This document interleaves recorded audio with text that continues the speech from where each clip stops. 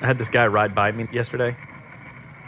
He looks at my bike, and I'm going up a hill, and he gets up right next to me. He goes, "Man, that is some serious ass shit." That's all he said. And then he just kept riding. I was like, yeah. When Nick was born, we had several surprises that we were not expecting, because I'd had no ultrasounds. There had not been any indication through any of my pregnancy that there was anything wrong. The doctor was, the shock that I observed in him when Nick was born was probably one of the things that kind of caused me to think, oh my gosh, something's going on here. When he came out and his legs were crossed and his feet were severely clubbed, it was hard to even figure out which foot was left or right. And soon after he was actually born, the nurse whisked him off and said, "This child has multiple anomalies, and we need to check him out." We realized that what Nick had was the same thing that the artist from Oklahoma City, Greg Burns, had. I had always really admired Greg's work, and I even had one of his paintings. I was born with a disease called Arthogryposis, and it's a birth defect that affects the use of my arms and legs. And I have had lots of surgeries and lots of physical therapy. This hand is pretty much the way I was born. And I've had some surgery on this one. Cosmetically, they wanted to make me better, but I don't know that worked. But my knees were bent, and so they straightened them out through all kinds of surgeries and things. As long as I've known Nick, since he was before 1, he's been the same person. He's been the same kind of thing, and the other Arthogryposis people that I've met do the same kind of thing. You know, we're determined to lead as normal a life as possible. Today we're headed out to Lake Hefner, which is a 10-mile loop here in the city. It's one of the friendliest places to go ride your bike, and it's right around the corner from my house. I'm gonna try to go crank out about 40 miles today. It's the furthest I've ever gone. So it'll be a good challenge, but I think I'm ready for it. Nick and I knew what he was up against. I mean, basically, I know what he looks like, I know what he can and can't do. But we ended up finding a doctor that was sort of an extreme sports enthusiast. He had climbed Everest and Kilimanjaro and done triathlons and marathons and century rides. So I thought, what better person to talk to than Dr. Beal? Here you are. Let's start with the joint of most interest. Start with the hands. What's really interesting about this is there's 2 things. Number 1, there's a prominent amount of deformity, which is no great brilliance because you already knew that. The second thing is everything is where it should be. So after looking at all the x-rays, which ones really surprised you the most? The one that surprised me the most, you would think it would be the hands, given the flexion deformity, and that's what people see. You know, they see this. But the hips are definitely the one that surprised me the most. I mean, your hips are not only a little bit dislocated, they're prominently dislocated. And after having seen you first and then looked at your hip x-ray, I thought, wow, I'm surprised that with an x-ray like that somebody could walk, quite frankly. When Nick was born, he wasn't supposed to be able to feed himself. He wasn't supposed to be able to walk. And so now he's getting ready to embark on a trip where he's gonna do 100 miles. And I am so delighted by that. I'm so empowered by that. And I think that what Nick is able to do in the process of his everyday life is to tell all of us that there's nothing we can't do.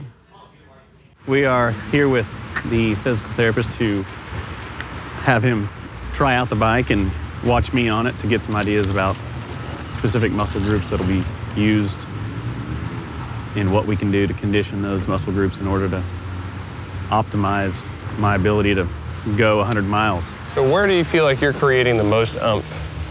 Is it as you're pushing right over there. the top? Not even there. I mean, once you get to about...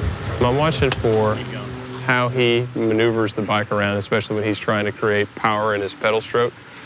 So right now, what I'm interested in is, does he push and pull equally? Because at the top of his pedal stroke, he's doing a shove with the musculature on the anterior aspect of his shoulder. At the bottom of his pedal stroke, he's doing a pull where he would be using the stuff on his posterior shoulder.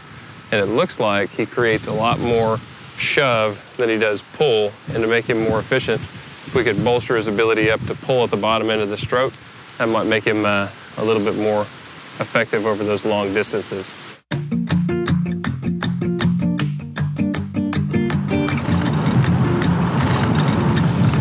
Feeling good. 14 miles into it.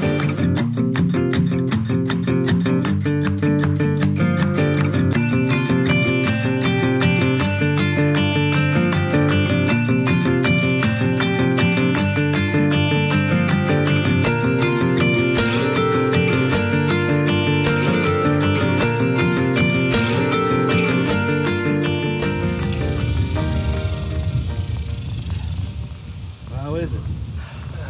It's hot. It's a hot. This is the first real glimpse of what it's going to be like as far as terrain. And distance, this is the furthest yet. 42 miles. What hurts the worst? My feet. Really? Yeah.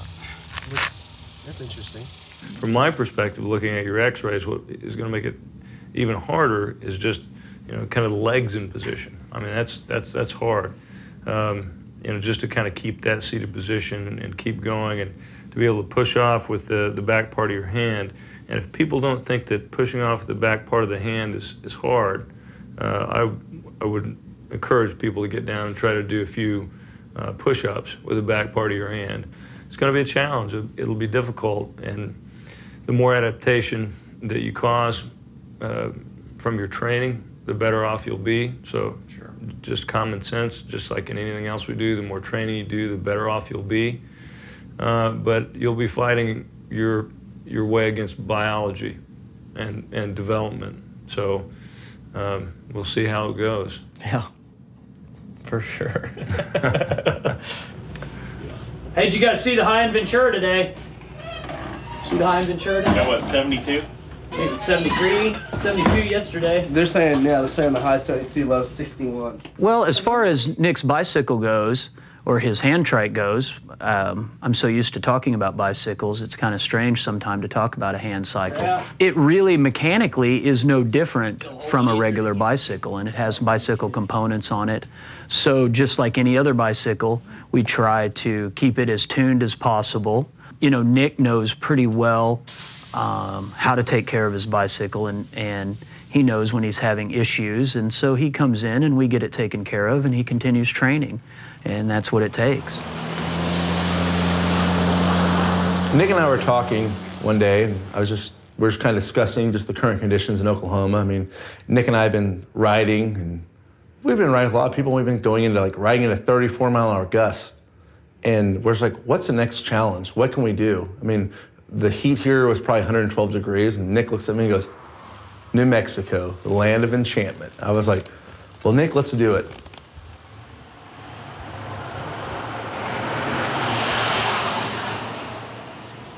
He knows his limits, and he's really good at going right to the point of, hurting and stopping and letting himself rest. I mean, he knows his body really well, and so I knew that he was going to do as much as he could and take his time and be really smart about it, which is how I feel he approaches things.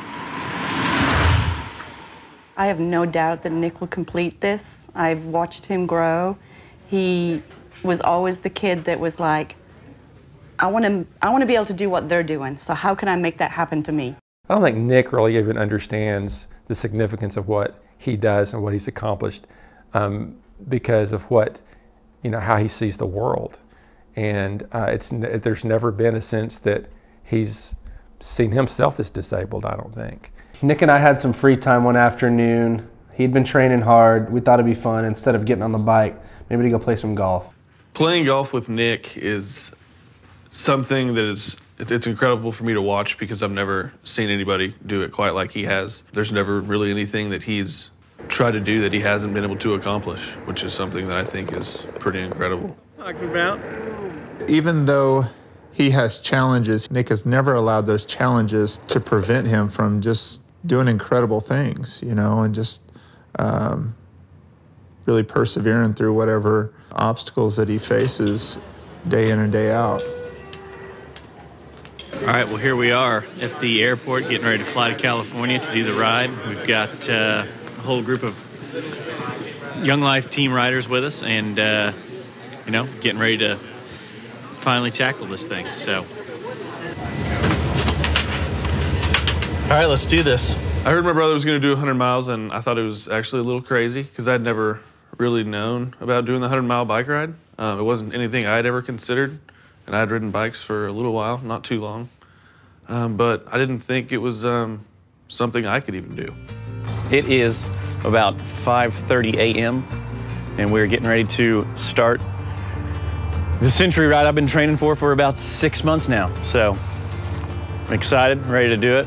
My goal is to do it in under about 10 hours riding time. So my guess is closer to 11 hours real time. That's kind of what we're shooting for, and we'll see what happens.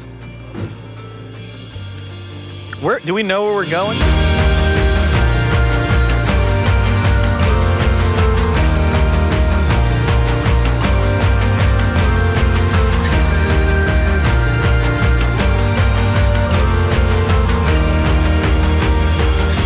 We're just over 1/10 of the way through. We've gone about 15 miles, and it's gonna be a long day, but I'm gonna keep eating and stay fueled up, and we should be good to go. Good job, brother. Thank you. Pull me. Pull me. Come on. Bring it on. Bungee cord. I don't think it's the 100 miles that's the big deal. I think it's just the fact he's doing it is the big deal. Hey, could you all have him redo this route, find some real hills? The day before the race, I actually go and I preview the whole course. I was kind of concerned. There was a lot of seriously steep climbs. There was gonna definitely be some times where he wasn't gonna be able to keep any type of momentum. I knew for sure that there was gonna be, really pretty early on, some serious tests of stuff that I'm not sure we trained for.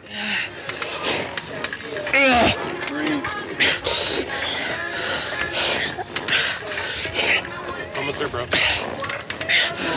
There it is, right there.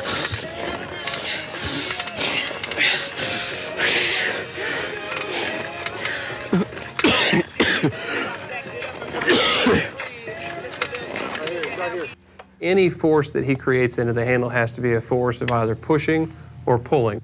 So Nick is going to sit in his seat and essentially cram his hand into a padded pedal over and over and over again for 100 miles. The problem with that is that creates a unique wear on the surface of your hand that maybe for 15 or 20 or 25 miles would be okay, but multiplied out over 100 miles is going to get pretty irritating. It was a good climb. It felt good. Yeah, we climbed, we were probably, barely above sea level, and we're at 200 feet now. So that was a good climb. Nick riding this 100 miles is inspiring to me because it's not something I would ever consider doing myself. You can pick different miles to go on this, and he decided he was going to do the 100-mile part. And I think that it's incredibly inspiring, and I think it's, it once again shows you the determination and the perseverance that Nick has and always has had.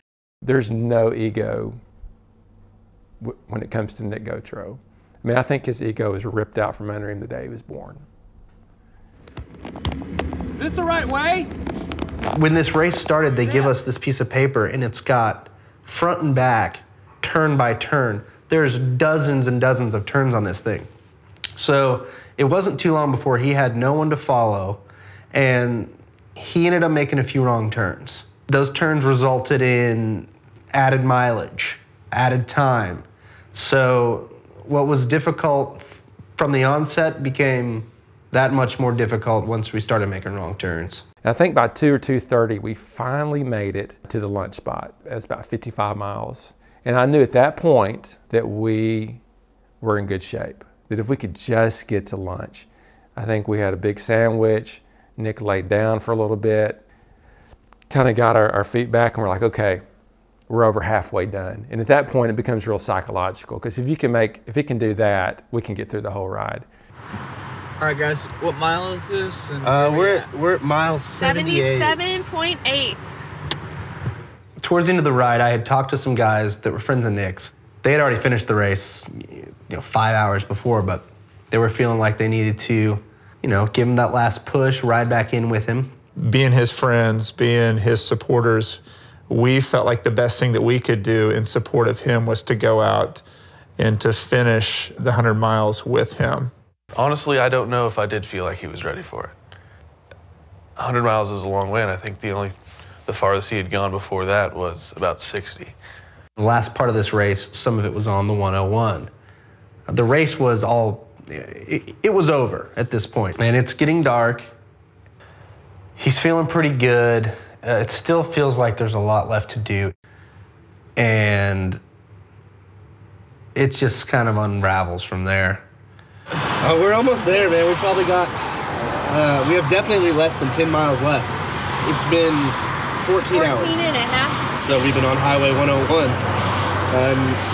for about 6 miles now, and getting a few honks and a few people yelling at us, but all in all, it's going pretty well.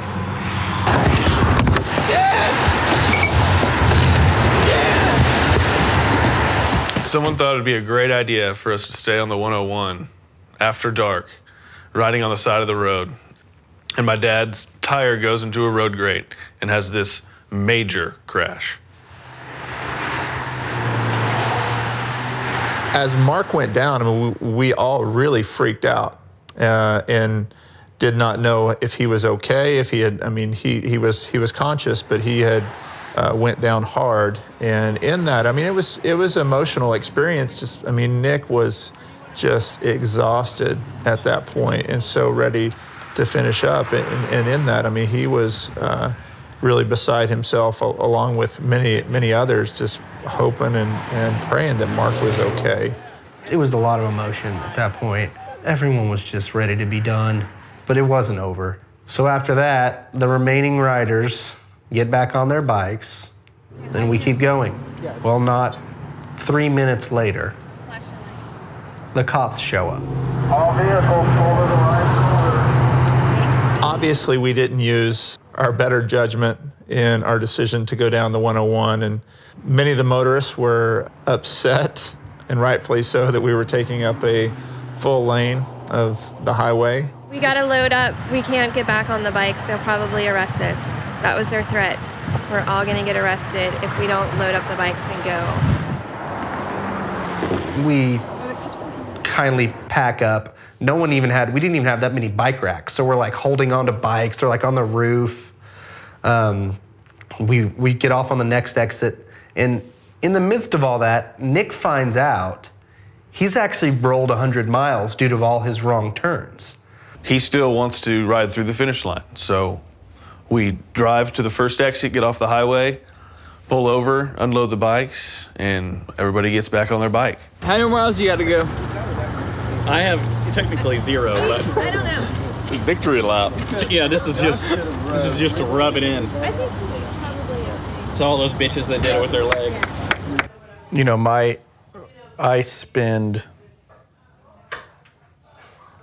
57% of my day every day proving to you that I can do what you're doing. So that's what this is. I'm gonna go across the finish line just like all the other guys. So.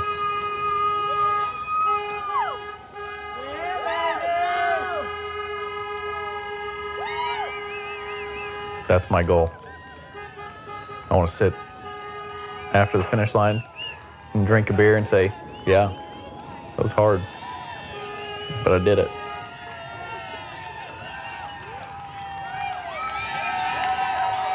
Hell yeah.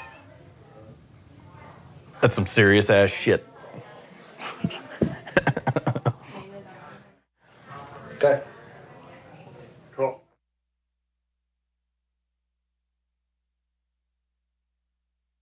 As Nick's grandmother, and he calls me Pabby, You recording?